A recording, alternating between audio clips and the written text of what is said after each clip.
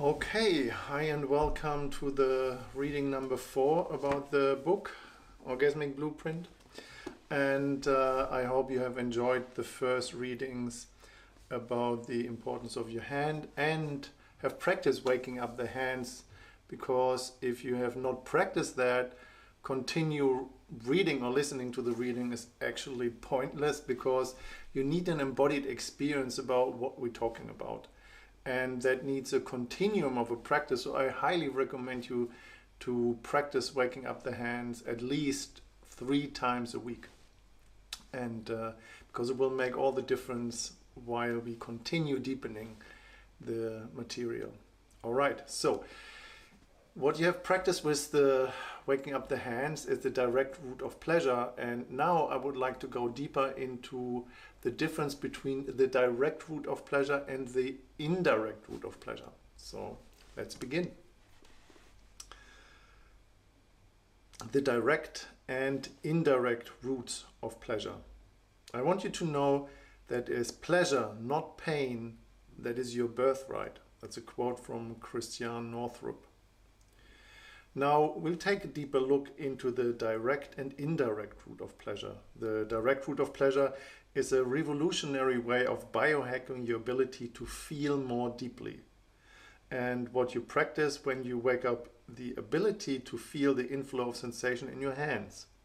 This practice not only challenges your established belief system of what is possible through touch, it also challenges any limitation you might have accepted, opening up infinite possibilities to explore who you authentically are beyond and learned patterns of touch. Within the Somatic Consent Engagement System, the direct root is the default, functional key to intimate connection, because it awakens the nervous system's ability to receive while in action. When you're clearly aware of your own internal experience, what you're receiving in the moment, you become grounded and balanced in self. You tend to know what you want and don't want, and can more easily communicate your desires in a calm and authentic way. This begins to open up the possibilities for deep, intimate relationships. How you go into action and feel stimuli from the outer world. So the motor cortex, sorry. When you want to go into action, impulses are sent from your motor cortex, from your working brain, via afferent neurons in an outflow to motivate your muscles into an action. Examples could be picking up a glass, scratching your back, or putting a key in a lock. And the sensory cortex is the headquarters of the discriminative system. It receives information via afferent neurons in your skin and transfers this data to your brain. And this part is all about the facts, telling you where on your body you are being touched, in what way and how intensely. It registers pleasure, pain, vibration, pressure, temperature, texture, and fine tactile form. So this is the part of the direct and indirect pleasure map, and you will find as well a link to the video where it's better and more described in details. So let's start with the direct root of pleasure, that what we have done with your hands. So when you touch something that feels pleasant, it's because the sensory root is experiencing an inflow of sensory information and sending signals to your brain, which lights up the pleasure center in the limbic system. And this is the direct root of pleasure. Sounds obvious, right? The problem is that the working brain responsible for action isn't directly connected to the limbic system, which is where sensory inflow is felt. This means that the motor dynamic does not go into action with the intention of sensory-based pleasure. This is one reason why most people lapse into deepening on the other person's response to discover pleasure themselves, which lessens the awareness of their own sensory sensation even more. So the indirect route of pleasure is, let's imagine that someone hasn't activated their direct route and therefore isn't able to deeply feel their own experience of touch and the pleasure possible through this route. When they go into an action towards another, they tend to do it to get a response. And when the other person looks happy, the one in action feels a reward. So when the direct route is numbed or blocked, we tend to do in order to get something back. We hope that our partner experiences pleasure and expresses in response, so we can get rewarded. The dynamic of experiencing pleasure through someone else's reaction is to your touch is called the indirect route of pleasure. So you are going into action so that you get a response. Have you ever been touched this way, sensing that the person touching you is waiting for your reaction or confirmation that it feels good? Have you ever pretended and performed to please your partner when that happened? Have you ever relied on getting a response from a partner in order to feel good about yourself? They're deep questions when you answer them. Experiencing pleasure through someone else's reaction to our touch and the indirect route of pleasure is what most people learn in order to survive or to feel they belong in our conditioned society.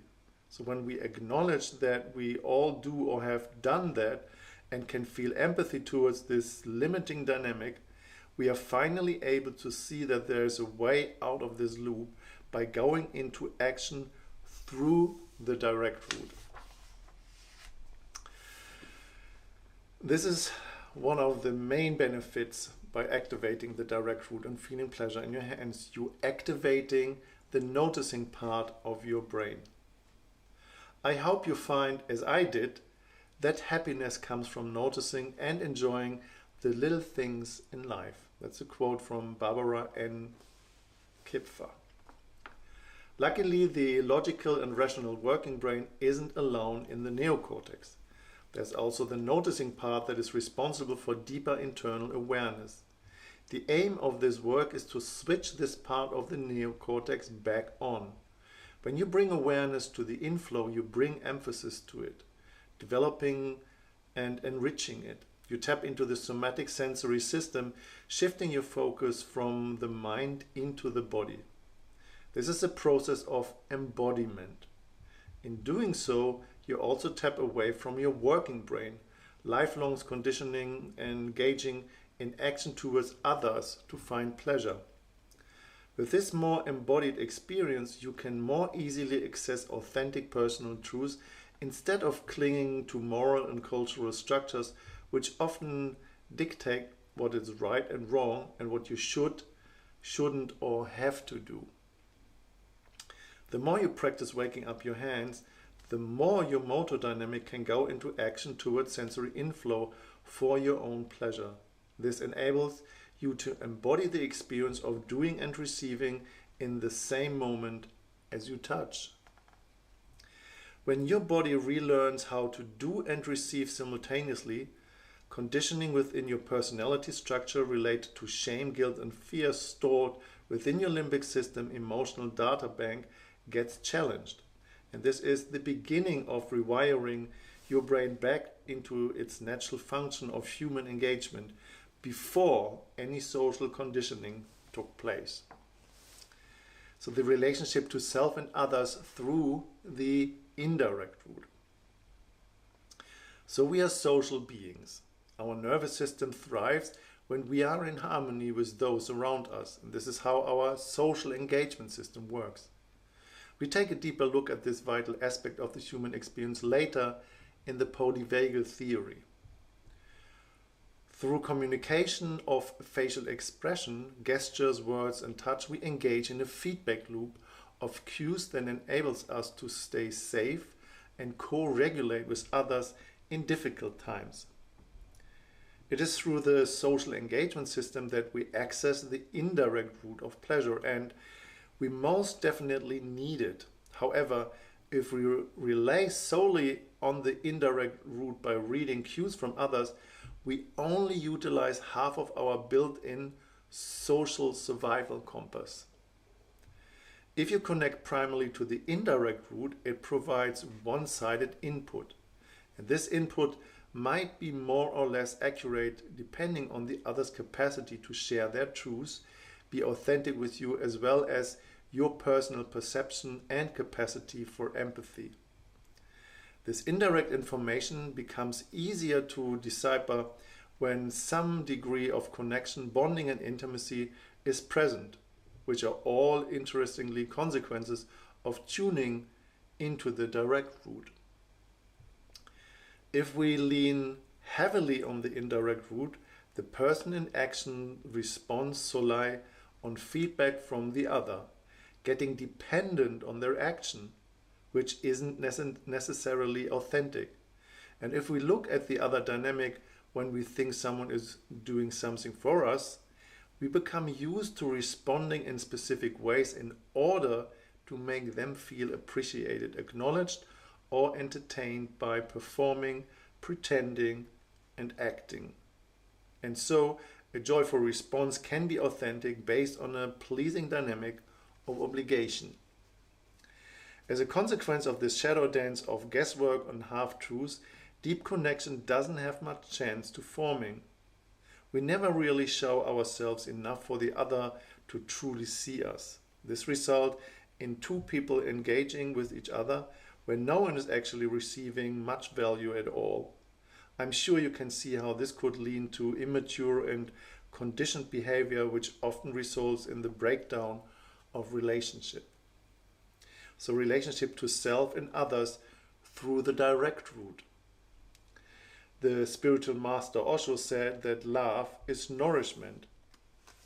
And you have to fill your own bowl with conscious love before being able to function well in relationship. So if two people come together hungry and thirsty with begging bowls, wishing to be filled by the other's love, they end up exploiting each other in some way to get their needs met and bowls filled. So the direct route of pleasure helps you to fill your bowl. By activating your sensory inflow, you wake up a chain of events that helps you nourishing the awareness, self-care, and self-love essential to converse and connect with others in the most optical way. So when you access the direct route, the oxytocin-related rewires natural circuits related to safety and connection. There was a bad reading, I do that sentence again. So when you access the direct route, the oxytocin released rewires neutral circuits related to safety and connection. Oxytocin enhances your capacity for compassing and empathy, ability to feel the other on an emotional level. This connection enables your whole nervous system to relax. Your needs become more transparent to you. You're more able to ask for what you want and say what you don't, which opens up a much deeper level of honesty and intimacy. With this, your experience of intimacy touch becomes one of organic flow, rather than pre-learned or predetermined routine full of expectations and a sense of duty. You feel more genuinely loving because there are no hidden agendas, unspoken desires of resentments, and you come from a place of fullness and abundance instead of a place of lack, grasping, expectation, or exploiting of the others to get your needs met. Being alone without a partner can be beneficial when initially activating the direct route.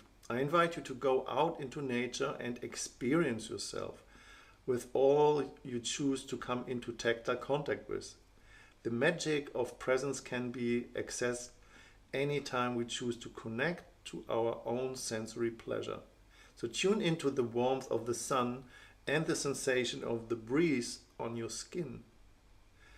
The water when you go for a swim. Revel in the experience of these timeless moments. In this way, you'll soon notice that the inflow, being open, gives you experiences in life a complete different, deeper quality and value. The inflow becomes your natural expression of interaction with your environment in the here and now, without plan or agenda. A kind of divine dance and present moment engagement of what is, so that when it does come to touching another person, A, the usual goal or agenda of touch will no longer be relevant and is taken out of the equation. And B, when you feel yourself through your sensory inflow, it leads to a space of relaxed arousal, and this develops your capacity to feel deeper. You will become a master observer of whatever feelings come up in the moment. You become more finely tuned into your physical, emotional, and psychological desires and limits. And just like having a taste of gourmet food, you won't want to go back to eat junk. Uninspiring touch won't be enough for you anymore, and you'll recognize immediately when someone touching you isn't tuned into their direct route of sensory inflow and has instead a goal or agenda. You'll become less willing to pretend and perform for the other person's needs to get a response out of you. You'll be more able to express your limits and no longer go along with something you feel uncomfortable with. No evolution takes place if we come with a begging bowl. We automatically spiral into survival mechanisms to get our needs met, where we try to get something out of others because our own capacity to feel is totally blocked. So this is why loving yourself by filling up your own bowl enhances physical, emotional, and psychological fullness so that you'll be able to relax, feel grounded, and fully be yourself. Only then can we give genuinely from a place of love and care for the others, free and ulterior, this is another hard word, free of other motives. When both people have activated their direct route, they have established the groundwork for relaxation, authentic communication, and authentic touch. Through this, they have the possibility of expanding into interpersonal consciousness, an awakened state, where a sense of merging connection with each other takes place. So this is the basic of human existence and evolution, and why waking up the hands is so vital. We will go deeper into the function and necessity of the indirect route and how it is utilized in hands-on professional practice in Chapter 5. First, we need to put the indirect route aside so that we can establish the direct route of inflow as our human base for individual development. So, this is one more page or two. Rewiring your brain for pleasure and connection. The direct route is key to infinite possibilities, to layers of personal and spiritual awakening.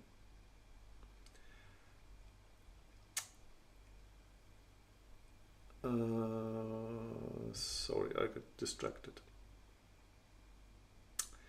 I start again because there was a really nice quote that I haven't read, and that's, "You must unlearn what you have learned," from the big master Yoda from Star Wars. So the direct route is a key to infinite possibilities, to layers of personal and spiritual awakening that we never outgrow. The importance of practicing the direct route of inflow of sensation with others over and over again can't be emphasized enough. Through your practice, you'll discover deeper layers of yourself, which are activated through conditioned shame responses, but there's no need to be afraid of what comes up. It's all part of growth, and I'll show you how to integrate it in a fun way using other tools throughout this book. If you have learned that pleasure is shameful in some ways, and if you have any self-judgment about it connected to guilt and fear, or a part of you believes that pleasure isn't good, allowed, or isn't even dangerous, you might experience some confusing emotions as you practice. And this may be because your limbic system has learned that it is somehow wrong to touch and feel another person for yourself. Your nervous system may not have any references for going into action to receive for your own pleasure. And the more you are aware of the direct route, the more likely it is you'll be confronted with vulnerability and hidden desire. This might activate the unsafe side of your nervous system, which is a normal response when engaging in something that isn't familiar.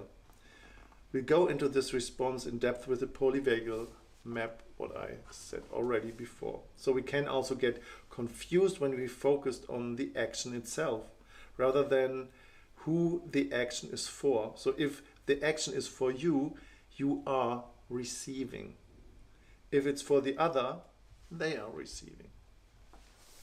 So the key to relearn that focusing on your own pleasure as you touch is a positive and healthy way to authentically engage with yourself and others. By practicing going into action for yourself, you'll tap outside your established and limiting comfort zones and enter a learning field where you can explore any limiting aspects of yourself, while learning to playfully accept and embrace them. So can the rest of the body feel the somatic inflow? Absolutely yes.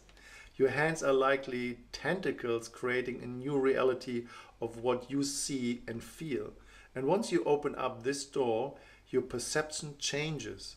And once you activate your hands, you begin to notice the somatic inflow with the rest of your skin. The sensory inflow is both too simple and too profound for the intellectual mind to grasp. So when your hand will get it, the rest of your body and mind will get it on a holistic level. So while studying architecture in my 20s, I was fortunate to have a professor who also happened to be a Zen master. During our first semester, he instructed us to go out once a week, whatever the weather. While outside, we learned to feel the world with our bodies while moving our hands in the shape of landscape. So the contours of buildings and other forms around us. It was a very beautiful and effective exercise that gave me insights to the world I'm part of by perceiving my experience differently than I usually did. And activating the sensory inflow in your hands is similar. It isn't just about your hands. Through them you learn to perceive pleasure with your whole body in a total different way. So we utilize the hands as a starting point due to the high amount of nerve endings to begin noticing and embodying somatic inflow to the brain. When you embody this understanding via your hands, you will ultimately feel the inflow of sensations all over your body and experience yourself in totality, as you are. So what can I do if confronting emotions come up while practicing? So if emotions surface, it's possible to self-regulate. If you're with another person, it's possible to co-regulate. So self-regulate by focusing on self-care, spend time alone being kind and loving to yourself. Give yourself time and space to ground back into a loving relationship with self by going for a walk in nature, having a bath, getting a professional massage, breathing regularly deeply, doing yoga, dancing, sport, art, cooking, or whatever it is that you're naturally drawn to doing. So what do you do to care for and connect to yourself? What are you naturally drawn to doing alone? Just chew on that questions. To co-regulate. Co-regulate through encounter, engagement and connection to others. Re-establish safety within your nervous system by taking turns to listen to each other, ask for a hug, ask if the other can tell you that you're still loved when you feel this way. So what makes you feel connected to another person? That was a TH that didn't belong there. So what makes you feel connected to another person? All right, so that was it for today, the reading number 4. And the next part, we will go into the 3 components of pleasure, and we just like taking it all more apart. Thank you for joining here today. You find all the links in the description. Please like and subscribe, and looking forward to reading more with you, for you. Bye.